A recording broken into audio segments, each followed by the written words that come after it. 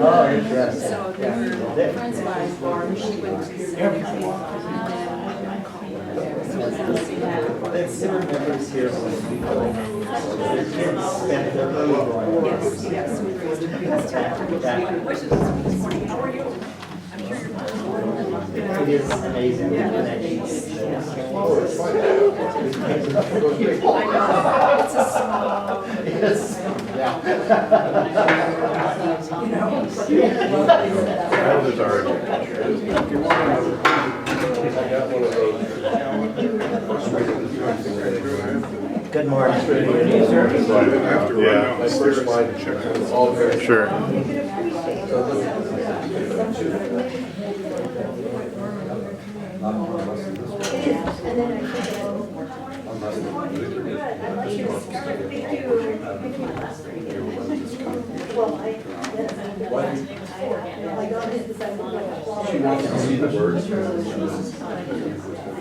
Good morning. Good morning. All right. I was pausing for just a moment because I know Lisa Ruff has an announcement she wanted to share, but she's working on getting things settled with her guest for this morning, which is also related to her announcement. So she may pop in here at any moment and interrupt us, and that will be okay. But are there any other announcements before we get started? Anything that people would like to share in this time?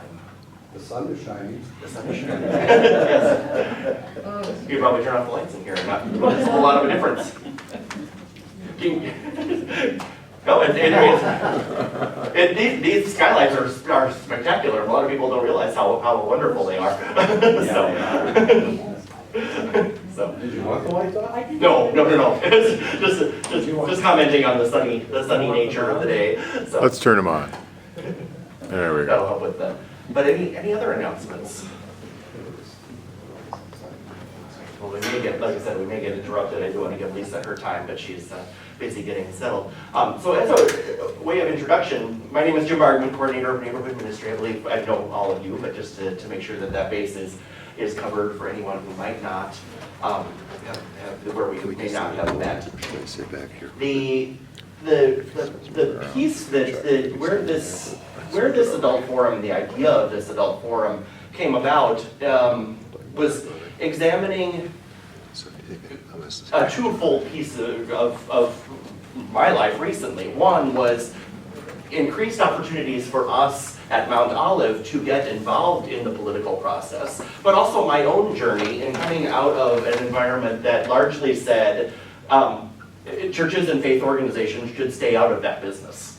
And having grown up in that environment and making my own journey over the last number of years to say, there are some ways that it's appropriate for us to engage in this process, and really doing some of my own study and my own research, and having the opportunity then to share some of that in this environment as well. I will say that there are a number of very helpful documents that our churchwide assembly and synod have put out. Some of the material that you'll see in today's actually comes out of this document, and it does say draft on here, you will notice that. This is actually something that came out of the 2019 churchwide assembly, where the churchwide assembly said, we want a new document on how we as people of faith ought to engage in the political process. And so to that end, churchwide assembly established a group of people to get together and to draft this document. This replaces, or will replace, when it's finalized, a document that came out in 1991, and so quite old. And I think that's the reason people were saying, we need something new. And this is actually open. I can give you information about where this is. This is open for you is on the website of the ELCA for you to look at and read. And there actually is an open comment period until September of this year. So if there are comments and things that you want to offer before this document is finalized, you are invited to be a part of that process. But there is some material from this document in here in this presentation today. I'm just looking to see before I move on if Lisa has worked her way up. It does not look like it, so that may be an end of the forum announcement.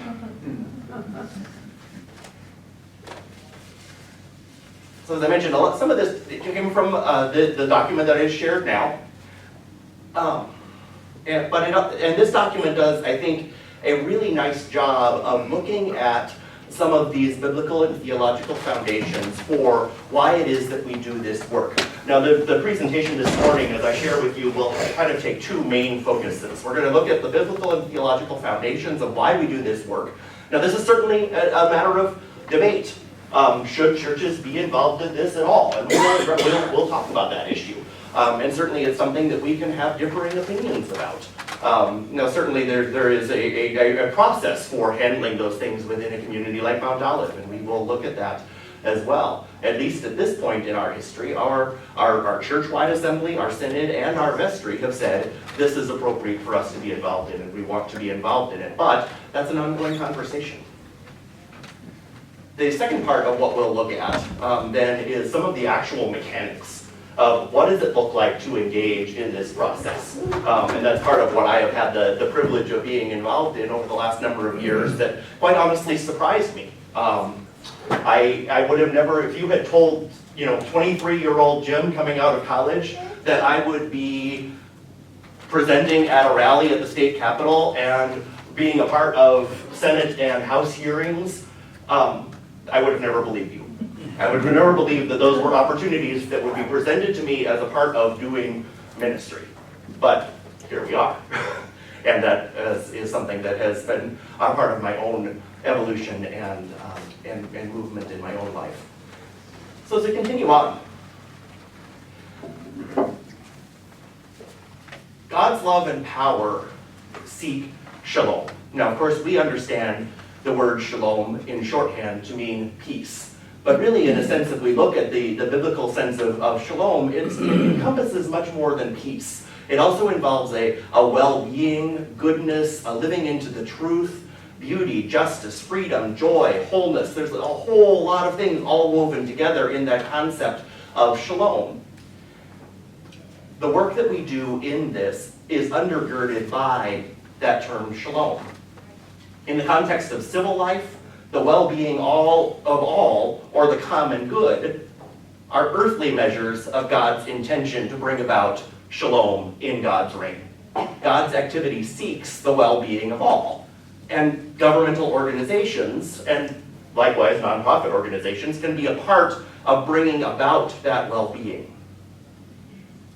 Now also, there is the flip side of that, not only God's love, but also God's power. We encounter a use of power when we encounter God that's unlike what we encounter with many human sources of power. God is certainly sovereign, but God's sovereignty gives power to their creatures rather than lording it over them. And we see that in a number of different biblical contexts. Jesus himself says, God's power is not a power of lording it over, but rather of service. God's power is different than what we often see the use of power in human contexts. God is sovereign, but God's sovereignty gives power to creatures rather than depriving them of it. Now, another way that this is flipped is not only in context of how we commonly understand things in human sense, but it's also very different than often the political understanding of power, which often assumes a zero-sum matter of power, saying if I give you power, that necessarily means that I have less. God's power is different. It says if I give you power, God's power is unlimited. God has some power to give to you. God has power to give to you. God has power to give to you. God has power to give to you. That similar to what is so beautifully pointed out in our Easter Vigil liturgy with candles, is that me passing a light to you doesn't diminish the light that's in my own candle. Rather, it continues to grow. God's power, as exercised through various means, is the same. Me giving power to you does not decrease my ability to do something else with the power that I already have. In fact, it grows and multiplies as more and more people are able to take agency and make decisions for themselves and to exercise that power in making the world a better place. We are given our power by God to serve God, creation, and our fellow humans. However, there's also the issue of sin. Sin shows up in the power of social structures, like the government and other organizations, when power is not used for the good of neighbors and for creation. A really prime example of this would be slavery. Slavery was supported by laws, policies, religious beliefs, and cultural practices in the United States, and resulted in the deepening oppression of other people. Power was used to harm others, rather than multiplied and used for good. That's where sin shows up in the use of power. Now, some people would also argue, and this could be a point of debate, but at least in this document makes the statement, it's also a sin when we avoid participation in civic life. Recognizing that God has called us, again, a point of debate. I tend to agree, and our church-wide assembly has stated this, but there could be continued conversation about this.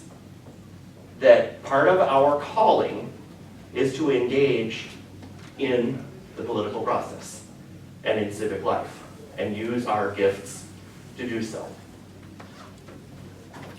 It is also a sin when we support leaders who put their own power and self-interest above the needs of their constituents. It's a sin when we critically support a member of a political party because of political affiliation or for our own personal gain. And maybe very true in our current political climate, we see sin at work when we demonize others' motives while glorifying and sanctifying our own. I had to look at this. This is for those of you well-versed in Luther and Walther's use of law. This is what we call a mirror. I found that to be true of me. How many times have I looked at someone who I disagree with in the political climate and thought worse of them or thought worse of their motives without really realizing that I could be doing the same thing?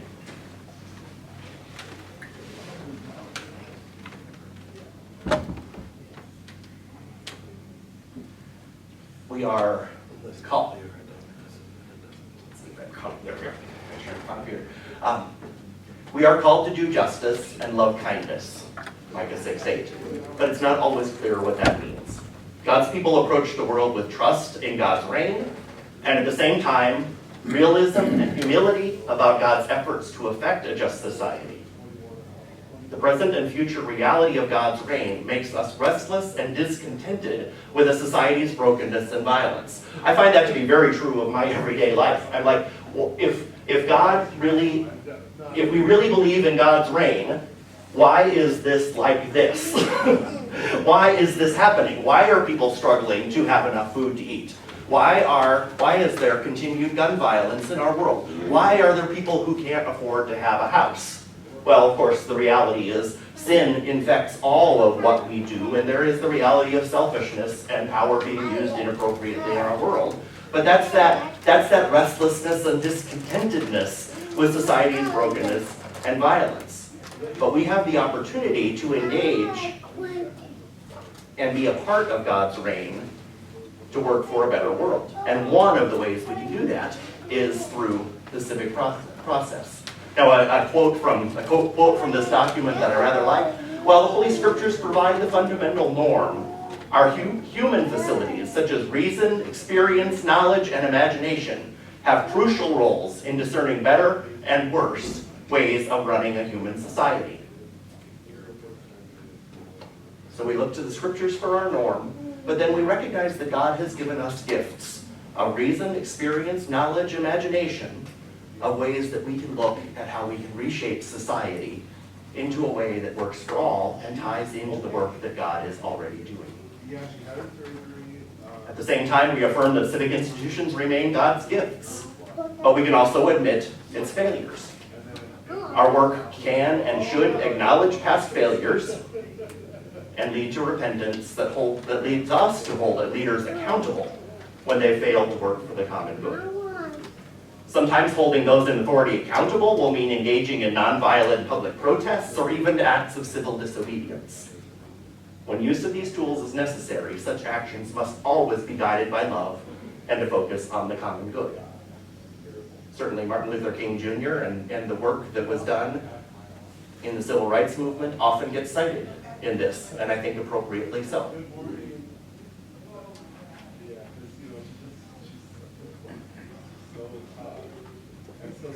We have the opportunity to join God's already in progress work to create and recreate the institutions and communities of social life. Working with God in the reality of God's reign and guided by the Spirit, we can work to provide food, shelter, play, safety, education, and many other material and social benefits. Our baptismal vocation to serve God and neighbor can be lived out in civic places of responsibility. Anyone who seeks the community's well-being, no matter the means, is using the gifts God provides.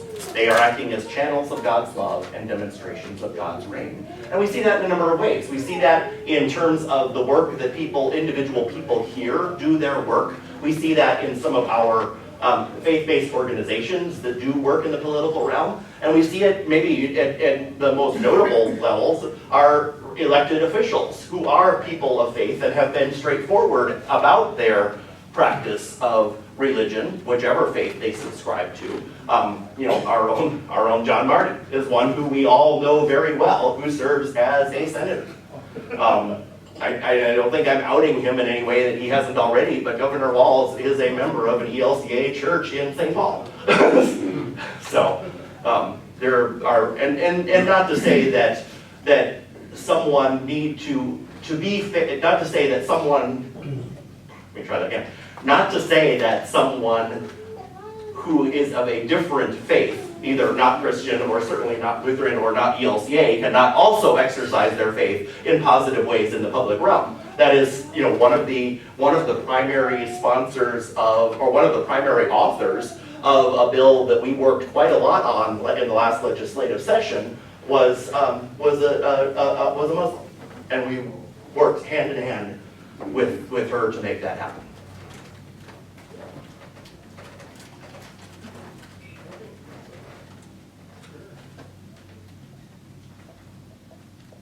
Come up here. There we go. This is an area that would speak very loudly, I think, to this community. It certainly did to me. Christian worshiping assemblies are grounded in living God words. Excuse me. I'll get my words out here. I should explain. I will correctly attribute what I'm about to read is actually straight from this document, because it was so well said, and so I'm reading words that are not my own and now stumbling over them. Christian worshiping assemblies are grounded in the living word of God's law and gospel, which empowers them to be centers supporting civic participation. This is evident in how liturgy prepares to join God's work in civic life. Besides preaching, the church's prayers lift up social issues. I'm going to pause for a moment. I just noticed, let's see, I thought I saw David somewhere, maybe not, who is assisting minister this morning. I know I saw him around. But I heard his prayers did just this. I was thinking, if you haven't been to worship yet, listen, because he did exactly what this quote is talking about in this morning's liturgy. The prayers lift up social issues and ask guidance for those in authority. Continuing with the quote, the peace of Christ is our sign of unity in God and a reminder that we are sent to share this experience of peace with the world. The offering is collected to support the assembly and to share with other people in need, locally and around the globe. And so there's connections here to what we do in our liturgy to what we do in our civic life, and necessarily so, and importantly so. We have a calling to encourage discernment and provide spaces for difficult conversations. This is another aspect of that. Discernment about how to act on certain issues is guided by the work of the Spirit. Discussion about tough issues amongst God's people serves as a witness and runs counter to the forces of division and distrust. That is another way we can engage in civic life and a gift we can offer our communities. A couple really notable examples about that. We had a wonderful conversation in the vestry regarding different social issues that we support, including the proposed constitutional amendment for housing, talking about whether we would sign on to supporting that proposed amendment, conversations in vestry about whether we would support a letter that was being sent to the Minneapolis City Council about their approach toward those experiencing homelessness living in encampments. Difficult conversations about the situation in Israel and Palestine, led by our global ministry group, where we invite people from differing sides of an issue to present their side and their stories and their connections to the conflict. This is a gift that the church can offer the world and allows us to engage in the civic life of our society. Whether our specific calling or not, all who follow Christ also have a prophetic task. And this can sometimes be an uncomfortable place for people. You might not identify yourself as a prophet.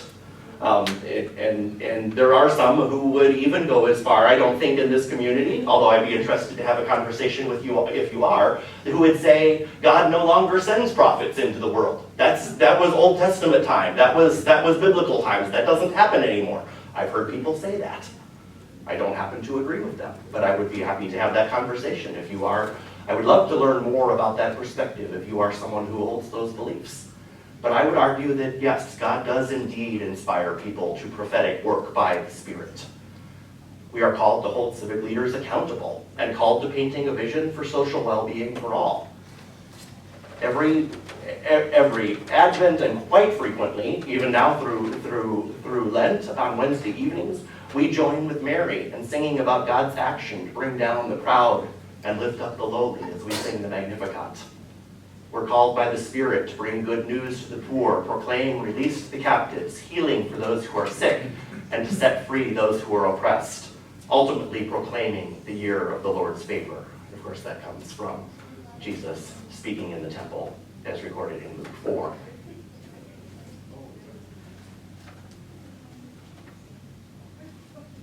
Was Jesus political? What about the prophets?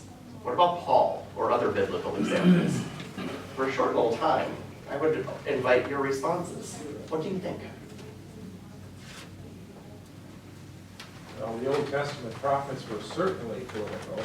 Just consider Elijah versus the false prophets who became prophets who were listened to by the king simply because they always told the king what he wanted to hear. Yeah, That's almost the definition of false prophets in the Old Testament. for sure. For sure.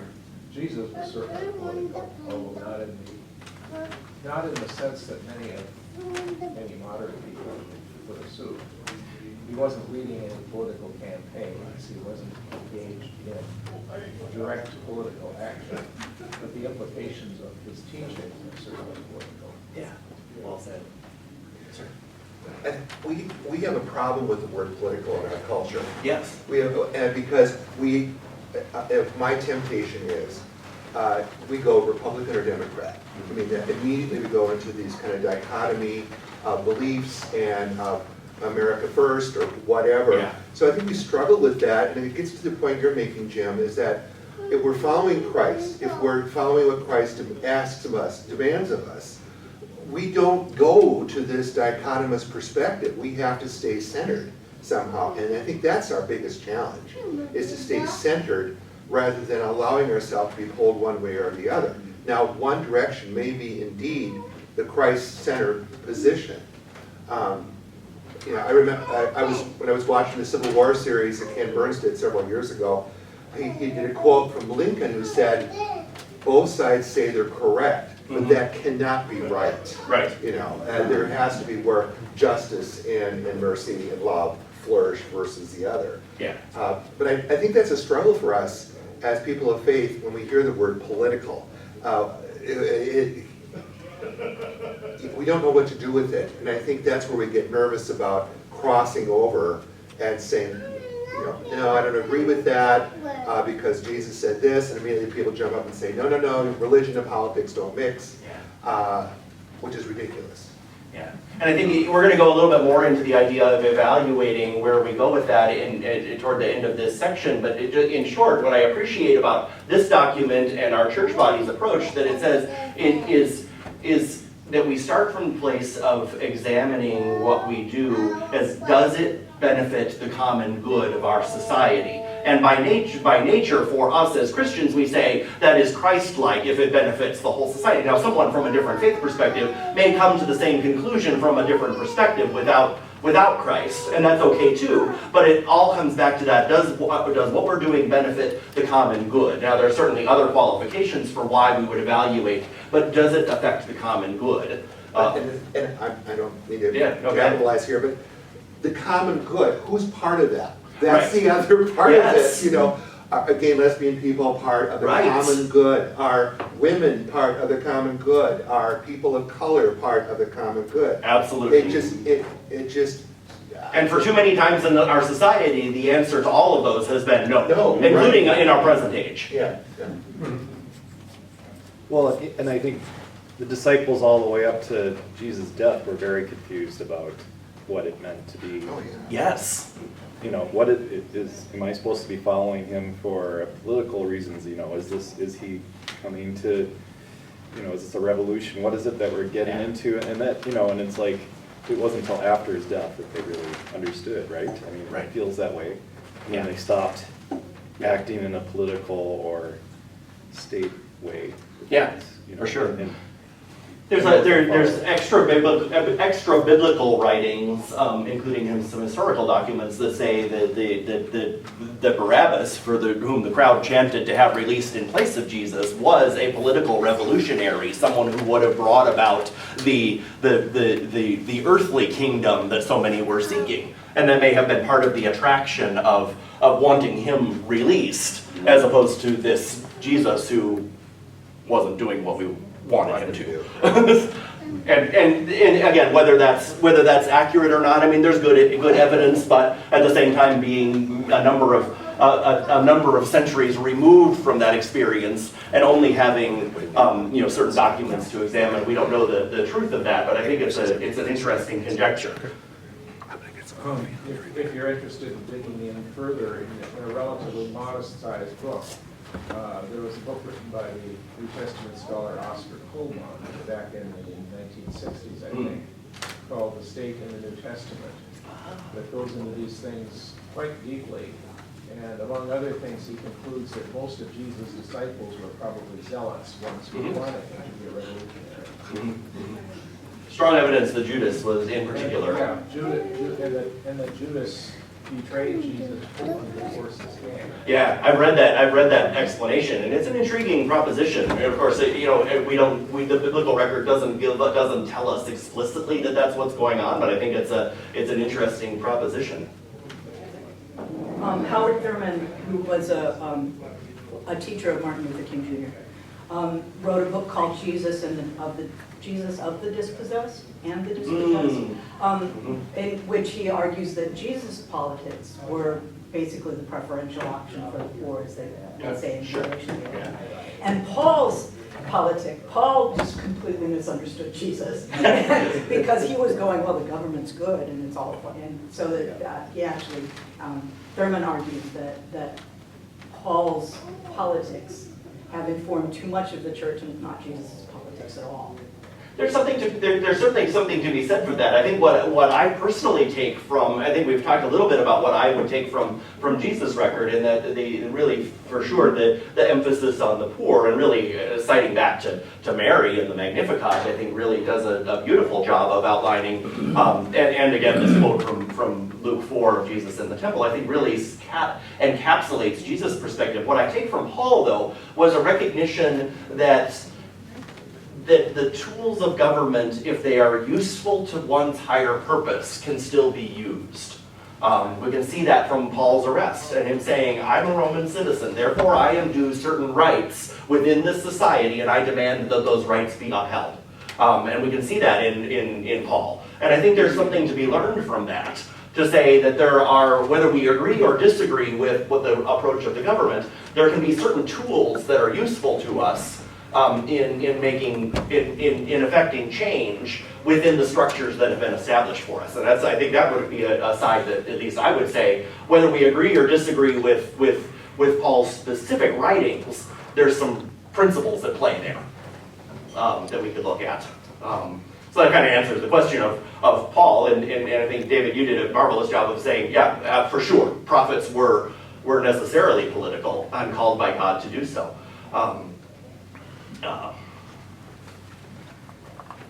So I think, you know, in tying in then to what oh, you stepped out for, oh no, you're over there now. I was like, wait. What Dave was saying is the idea of politics is something that we often misunderstand in our society now, because that word has been so encapsulated in, I think, probably some inappropriate ways and not really understanding what it means. As we look at it for the sake of our discussion today, I would say that we could look at politics as the negotiation of how benefits, burdens, rights, and responsibilities of living in a society are shared. And that, where that comes from, is really the idea of the origin of the word. The origin of the word politics is polis. It comes from the Greek. And that's what it is. It's the discussion and the conversation and the work that goes about to decide how the benefits, burdens, rights, and responsibilities of society are divided amongst people. That's the origin of the word politics. And so we can, and we know now that it's just that, I love this is another quote from the document here, and I love how they say this, is the reality of living in community requires scrappy negotiations about the ongoing distribution of resources, rights, responsibilities, opportunity, access, and all other things that are needed to form a healthy community. It includes legislation, enforcement, judicial evaluation, community planning, and organization, advocacy, and distribution of goods and services. If we think in terms of Luther, this is a quote from the Large Catechism. I love this. It says, "It would therefore be fitting if the coat of arms of every upright prince were emblazoned with a loaf of bread instead of a lion, or a wreath of rue, which was a medicinal herb, or a loaf of bread were stamped on coins." And his argument was that that's what the money and the resources of society ought to be used for, is benefiting the common good. And so he said, yeah, put a loaf of bread on your coins, because that's what those resources should be used for.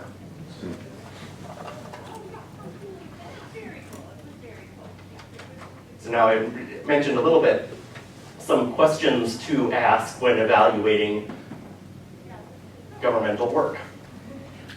Has this action opened room for individuals to live fully into who they are in God's creation? Has this action made the operation of the economy work in a way so that those affected can live their lives more fully?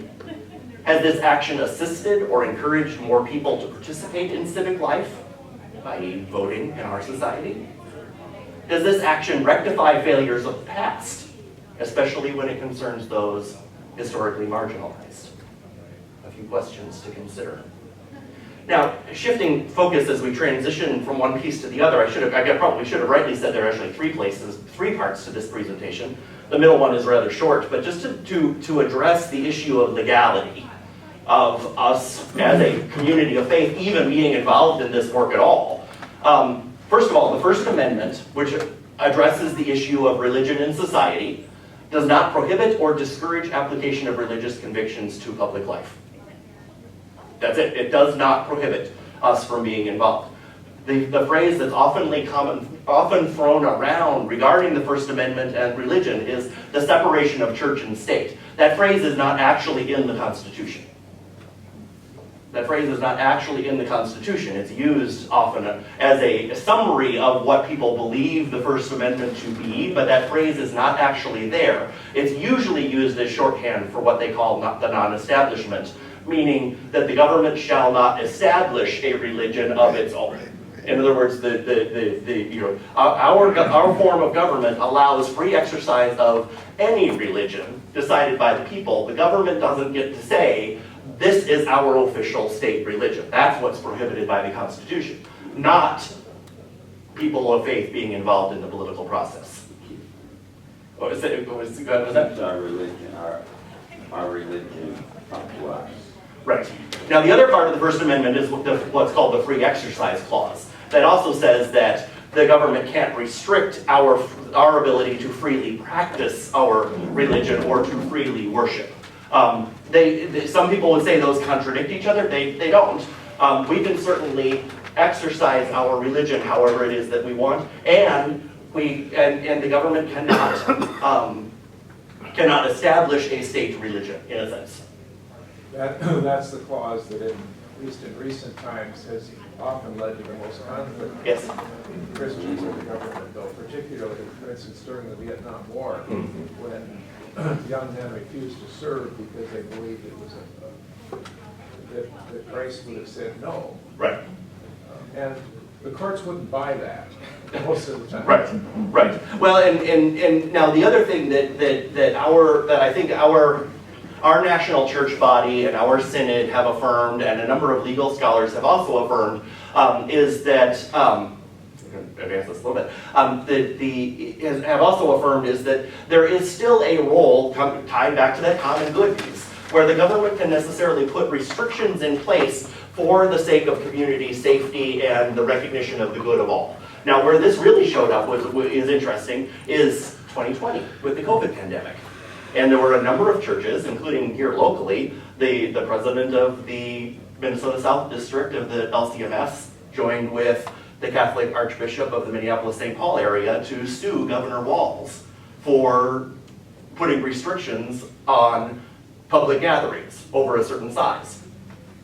They said, you are prohibiting our free exercise of religion, which one could make an argument that that was true, but I think our church body has said it's okay for the government to put restrictions in place if it will affect the common good. If there is a necessary danger to society because of the actions you are taking, the government is still within its rights under the Free Exercise and Free Practice Clause to put restrictions into place. One could certainly make an argument. I think another argument that would be appropriate is if the practice of your religion is so centered on 1 hour on Sunday morning and doing nothing else, then maybe you ought to examine what your church is doing. But that's just my opinion of that. Is to say there are lots of ways. In fact, I think I love the Schulman quote that Cha has in her office about worship, worship is so much a part of our everyday life, not just what we do in that room there.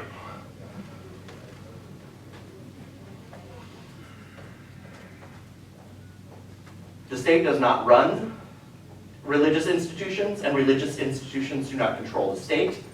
At the same time, religious organizations and institutions share spaces of mutual concern and action with government. A few things to keep in mind. The church should not bless any particular political theory. No political system or theory is final or ultimate, and to the extent that the U.S. government is formed for the general welfare and guided by good principles, whether rooted in Christian ideals or not, it should be affirmed for the work that it's doing. Religious organizations cross boundaries of their role when they campaign for parties or candidates to assert specific legislation or policies as if they were God's plan. That's an important distinction. We can certainly work toward promoting certain legislative priorities if we talk about them as good as for the common good, especially in team with other faith communities and even those who espouse no faith. But if we say, this ought to pass because this is what God wants, then we have crossed the line. Yes? So there's an interesting line, though. In my previous parish, the then treasurer of the Republican Party was a member and was angry about our Peace and Justice group who kept posting things in the newsletter that he said were just a thinly veiled DFL agenda. He believed that they were just promoting whatever the DFL had in line there. And he said, and you know, peace and justice is just a code word for the DFL agenda. And I said, well, here's the problem. and it is a problem. Yeah. Oh, yeah, right. I said, the prophets talked about it all the time, and Jesus did. So there is a language crossover that makes it really tricky for us to know, are we promoting a particular political agenda? I mean, the best way to do it is just stick with Jesus' words and say, Jesus said, feed the hungry. However we want to do that, we don't get out of feeding the hungry. But he pointed out, I said, you're right, it's a problem. Yeah. But it is biblical language that you hear pretty much every Sunday at Yeah. church. So anyway, it's not an easy, No. it's not an easy thing if somebody is upset that the governmental priorities seem to align with the way the preaching is going. You could never preach politics and still be seen as perhaps promoting one party over another. Absolutely. For sure. We did not find resolution. No, and I think, you know, and I'll autobiographically, where I come down on that one is to rely back to the idea of the underlying principles as opposed to specific legislation. To say, if Jesus says to feed the hungry, and this particular piece of legislation accomplishes that goal, then I'm going to say this is one tool that we can be involved in to making that principle happen. As opposed to saying, this specific piece of legislation, God told me this is good. But I can say the principle underlying this means that I would support this. Now again, tricky conversation for sure, but at least that's where I come down on it, is to say the principle underlying is where you cite as opposed to a specific piece of legislation or action. I think a fairly quick rejoinder to that kind of claim, but this is just DFL stuff, is to point out that there are lots of peace and justice groups that are not affiliated with the DFL in any way, shape, or form. Yeah. This is not DFL property. Likewise. It Yeah. reminds me of a controversy on a worship committee I once had where somebody was objecting to the old German Lutheran chorales in the Lutheran Book of Worship. These are Missouri Synod chorales. Oh, yeah, right, yeah, for sure. The Missouri Synod did not write these things. No. The Missouri Synod does not have sole Right. rights to these things. Right, for sure. Now, I will say one more thing. Oh, go ahead, Mary, I don't want to cut you off. Well, I'm wondering if maybe some of this could harken back to the Revolution. Church of England, you know, there's that, who's in charge? Yeah. The church or the House of Commons, Lords, or whatever. Yeah. And I think that the founders or the writers of the Constitution were seeking to avoid that kind of thing. I think you're right. Historically, there are lots of I think, mostly troubling examples of where government and state, or government and religion have gotten too intertwined. Yeah. We can look at post-Constantine Rome, and as an example, we can look at Germany. Certainly, Luther struggled with the idea of the church and the state being too thoroughly enmeshed, and as you mentioned, in England as well. Now, I do want to keep moving so we can get to some of the practical stuff in the next few minutes. I will make this one note, though, and you will see this in what we do here at Mount Olive. The Johnson Amendment is very important for us to keep in mind. The ELCA recognizes the legal soundness of the Johnson Amendment as an official policy in saying that we cannot, as a religious body, promote or do fundraising for any particular candidate or political party. Now, we can talk about issues, and we can talk about even specific legislation, but we can't say this candidate is our chosen candidate, or we will lose our nonprofit status. That's all there is to it. Whether we like that or not, that's the reality, that's the law. So. But does that happen? Oh, it does. It does. Okay. I mean, well, okay. Let me rephrase that. I don't know of. I know of very few instances where the IRS or the federal government have gone after a religious institution for doing that. But does it happen that churches will espouse a certain candidate? Yes. Well, we do like John Mark. Well, of course. Yes. Of course. But you know, We would like any legislator that was a part of our church. For sure, he's a part of our community. But I would also argue that people from this community, I know people from this community well enough, that if we were concerned about anything that John Marty was doing as a part of his role, we wouldn't be afraid to, and maybe this fits into the prophetic task of saying, John, I don't know about that. I don't know where you're going with that, and can we have some conversation about it? Yeah. So, some ways to engage. Now, one of the things that, as a part of looking at the idea of community organizing, community organizing is one aspect of this, but it gives us a useful tool for understanding multiple ways to engage in the political process. One is through social service. We do this a lot here. This is bus cards, laundry vouchers, helping people get birth certificates. This is diapers. This is helping people get driver's licenses. This is all of the various things, helping people find houses. This is something the church of all stripes typically does, at least to some extent. Some more than others. But this is something this is a realm we're very comfortable in. And it's a very valid way of doing things. Do you mind if I do a commercial for you? I suppose. I want you to know how hard this guy works.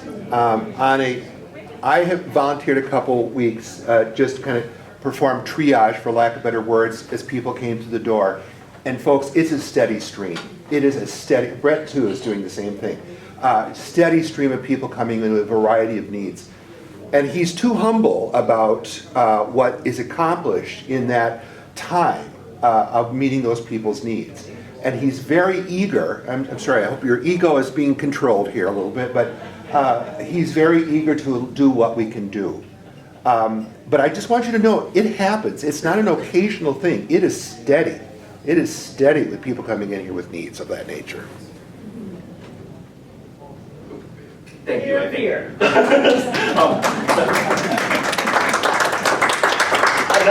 Another aspect of engaging in community change is that of self-help. Certainly there is an aspect of people who are in need seeking out the help that they need from the resources that are available to them. We see that on a very regular basis. Another piece is research and education. And this can take a couple different forms, either tying into self-help of someone researching and understanding and learning about the ways they can better their own life, or it can come from people like you and I who maybe aren't necessarily affected by, say, for example, the lack of affordable housing, but doing the research and seeking out classes and seeking out seminars so we can learn more about the progression of housing. We're doing that this morning. We're learning about the political process as we gather together. This is research and education. Another piece is advocacy. Advocacy is where we would come alongside someone else who is doing work and support what they do. This is a lot of what we have done up to this point with our work in the political realm. You'll hear some examples before, I'll mention them later, but our global ministry group and neighborhood both are engaged on a regular basis in doing advocacy at the state capital and at the national level, of saying, here is someone else who is putting forth something good, we want to be a part of it and offer our support. That's what advocacy is. The other side of that is actually direct action organizing. That's where we engage with people who are affected by something and allow them to shape what it is that we're doing. That's a whole other aspect, and I hope that this is, I'll lay it on the table, this is something I want Mount Olive to move more into, is taking those very same people who are engaging us for our direct service work and saying, what would it be like if you didn't need to come to us for a bus card? What would help make your life better, and how can we be a part of making that happen? Can we somehow work with you to make changes in our society so that these things aren't necessary for you, so that you can live more into the full life that you want to live? And can we be a part of that? And identifying the needs not from what we think they need, but rather from the community saying, this is what we need, will you help us get there? Is there an IAF chapter in the Twin Cities? Remind me of what that acronym. What's it stand for? Industrial areas. Saul Alinsky, the community organizing that's based in congregations. Oh, that's local action that involves listening. There's a number of different organizations that do that in this area. Isaiah is one of the ones that is probably most known in this area for doing that kind of faith-based organizing. We've chosen strategically not to necessarily engage with Isaiah, but we do. But the organization we do engage with quite frequently is one called Street Voices of Change. And for those of you who are regular attenders of this forum, know that we had 2 members of Street Voices of Change here last year as a part of our affordable housing forum. They are a group that meets, well, there's 2 groups, one that meets at the Basilica, one that meets at Central, that are associated with our partner organization, Align. And they are a group of people with either current or former experience in homelessness, who are advocating for things that that community needs. Now, we engage quite frequently with that group in community organizing work, but there's a lot more that we can do. Well, and you've been trained as a community organizer as well. Correct. So Jim went through training and to be able to have the equipment to do that. But a congregation can't do it on its own. You need to be part of a coalition. No, not necessarily. The only thing that we would need, which we have, we just haven't taken the step of asking the questions, is that you need to have a relationship with the people who are affected. Now, that's not saying that we can't do it on our own. There may be people in our community that say, you know, like one thing that I thought about, and I don't know what the answer is yet, but it's something, there are people within our own community who have struggled with medical bills. Even people who are insured but have a high deductible.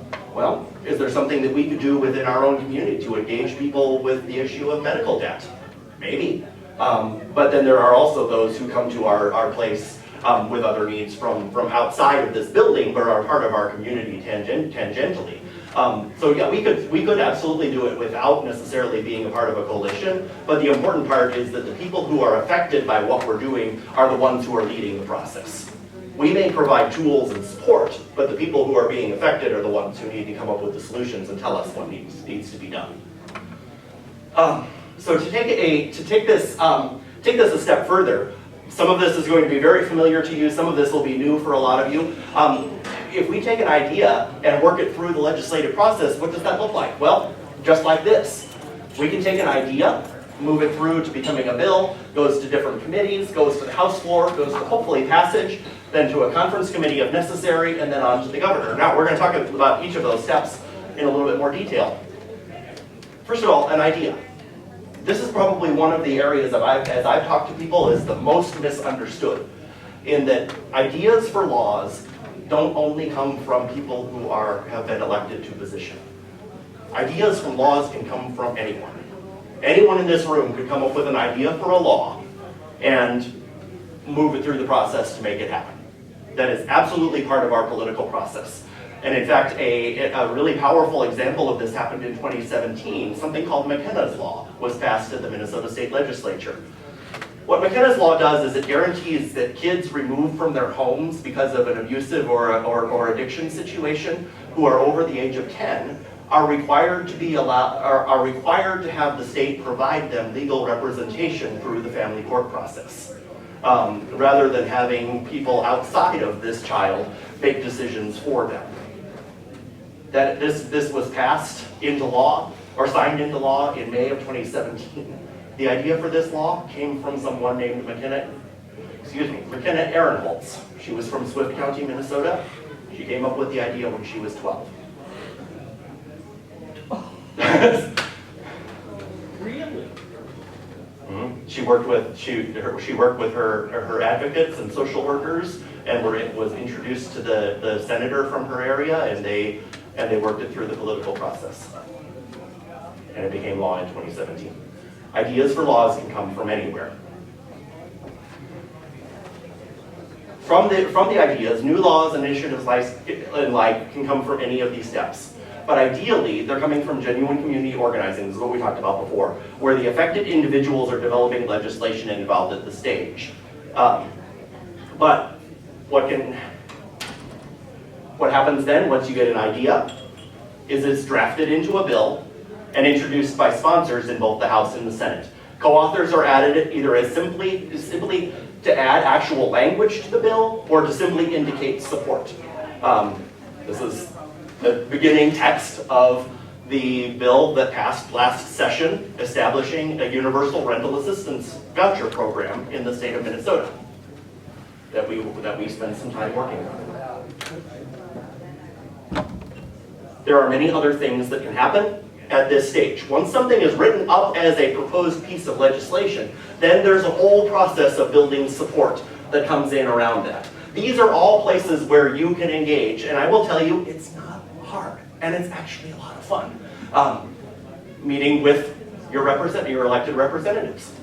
That's what's pictured in the corner down on the bottom. Attending rallies at the state capitol, or maybe even speaking at rallies at the state capitol. These are all things that are not hard to do. And anyone in this room could be a part of these things. But these are necessary for building the support for making these things happen. Because imagine when our representatives get people coming into their office and saying, this is something that's important to me. Hopefully they're listening and they're seeing that. When people when the senators, either if they are attending the rally or if they're just walking by on the way to a meeting and they see hundreds of people gathered in this rotunda saying, we need more affordable housing, do you think that catches their attention? Yeah, hundreds of people saying that they need something, that catches people's attention. From the point of the bill being written, moving through the process, then various Senate and House committees that are connected to that bill will hear that bill. They'll go through hearings, people will testify either in support or against the bill, and they will work that through the committee. The committee will then take an up or down vote. What you see in this picture is just recently, this is our friend Emily. Some of you have met her. She actually comes here. She's an employee of Beacon Interfaith, one of our housing partners. She's also a UCC minister and has her own church, but she regularly attends our Easter Vigil because she absolutely loves it. So some of you have met her, but this is Emily testifying at a House hearing just this spring about an issue related to zoning for affordable housing.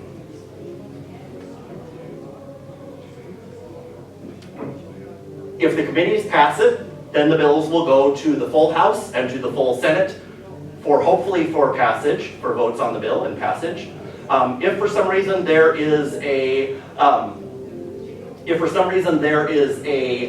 disagreement between the language that the House and the Senate pass, then that's where it would go to the conference committee. A conference committee would work out the difference between the two. Then we go back to the House and Senate for a vote on the final language that's agreed upon by both.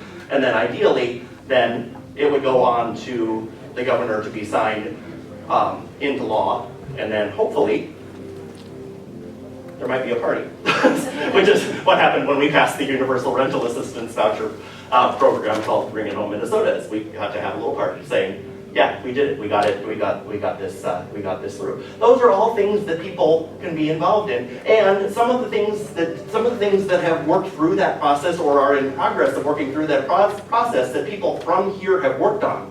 We know about the letters we write for Bread for the World every year in September. We have worked with our global ministry team on writing our elected representatives about the Afghan Adjustment Act, which would enable a smooth pathway for those who came to our country as refugees from Afghanistan, including our own family that we work with. Bring It Home Minnesota, I mentioned, Universal Rental Assistance Voucher Program, Bill of Rights for people utilizing shelter, the Bridge to Shelter Act, potential constitutional amendment for housing, bonding money for affordable housing, supportive housing and shelters, and members of this community have had contact with the mayor and the city council of Minneapolis about the treatment of those living in encampments. That's some of the work that is already happening in this place, at various places in this process. So I hope that this time, our time together, has helped to do just that, to demystify this process a little bit, to give a little bit more clarity as to what's allowed, so we have a little bit more clarity to what our own scriptures and the basis for what we teach says about these issues and what the process actually looks like. We have maybe a minute. Any questions? Yeah. You mentioned Isaiah. Yeah. We choose not to work with them, but then you mentioned Streets of Change. So I'm just curious of what kind of goes into how that decisions or process worked, or without getting too detailed. Up to this point, the decisions of what we choose to engage in, at least initially, and I think I can speak for global ministry as well, is largely figured out by the different committees that are involved in doing this work, and then specific recommendations, if it involves making a church-wide decision, are then brought to vestry. In terms of our engagement with Isaiah, I think it's more a matter of not that we would disagree with anything that they're doing, but I think a lot of us who have been involved in that process before, and these conversations go back maybe a couple of years even,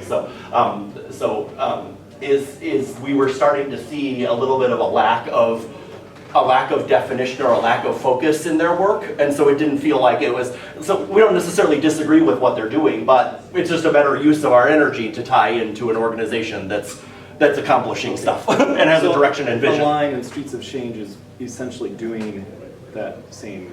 Yeah, although Isaiah tends to be a little bit broader. They did some really good work, for example, they did some really good work in 2016, 2017 regarding work with Metro Transit and transportation in the Twin Cities. And so they've done some great things, but Align is very focused on housing. And quite honestly, one of the reasons we did put our focus there is actually now a couple previous to COVID, under the leadership of David Anderson, when he was president of the congregation, had sat the vestry down and said, and in a visioning exercise. And one of the things that came out of that visioning exercise was the vestry said, and I would argue that led by the Holy Spirit, said, we see Mount Olive doing some significant things in terms of affordable housing. Now, the vestry didn't say what that looked like, but that was a vision that was set forward by that particular vestry at the time. And so we've kind of followed that train, if you will, or followed that track.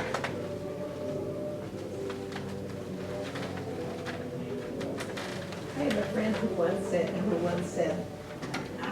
I don't do the footwork anymore, I just send my money. And yeah. So I think we have to recognize charity giving too that our congregation does. And that it supports the people who are doing the footwork. Right.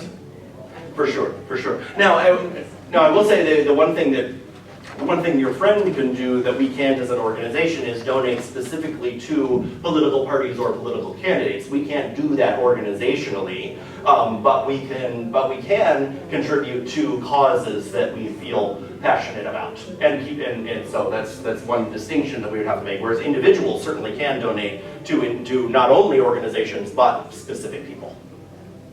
So. What's next? What's next? Well, a couple things that I hinted at. We have we're continuing work as approved by our vestry just in the last couple months of working with the proposed constitutional amendment for housing, and what that would do. If those of you who are familiar with the Legacy Amendment, the constitutional amendment for housing is very similar to that in the fact that it dedicates a 3/5% sales tax for the whole state of Minnesota, and that revenue then would fund 3 different priorities related to housing. One would be shelter and supportive housing for those experiencing or coming out of homelessness. One would be a universal expansion of the Universal Rental Assistance Program that I mentioned here. That's part of the constitutional amendment for housing, even though it was passed as a separate bill. And then a final piece would be a home ownership and down payment grant program for people to buy homes. And so that's one of the pieces that we'll be working on. The vestry approved our involvement in that process, and so I hope to engage more members of the congregation in that work.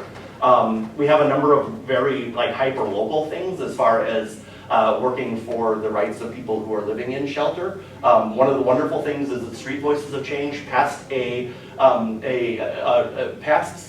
got something to be implemented in Hennepin County, where anyone who is running a shelter licensed by Hennepin County in this area has to follow certain standards for running that shelter.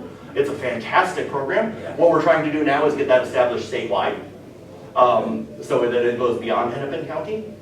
So those are probably 2 of the biggest things that we would be working on. There's a number of different things as far as some of our partners have asked for our support on, as far as bonding money for housing. One of the things in here, certainly feel free to get up and leave if you need to. I know I'm headed back a ways. I didn't identify what it was, but here in this picture, this is. I apologize, Brent, I cut you off. You were standing right over here. So, this was several members of Mount Olive, Brent and myself and Elaine. We're down at a property called Viloseda, which is, for some of you who are old Minnesota people or Minneapolis people would know, the Rockler Fur Building. Has now been converted into this property by Beacon, one of our housing partners, to be a supportive housing for those coming out of homelessness and struggling with addiction, specifically from the Native population. And that was that was at least in part funded by bonding money from the state of Minnesota. And so that would be an example of where a nonprofit is able to capitalize on resources from the state to do good in the world. And that's one of the things that we can work on as well, is seeking that kind of funding along with our partners doing that work. So those are at least 3 things that we'll be working on. But at the same time, community organizing is also real in this space. If there's something that you're passionate about, let's talk about it. If it fits within a global aspect, talk to Lisa. If it fits within a neighborhood aspect, talk to me. Let's talk about these ideas, because you guys can bring the ideas to us as well. It's not a top-down approach. Thank you all.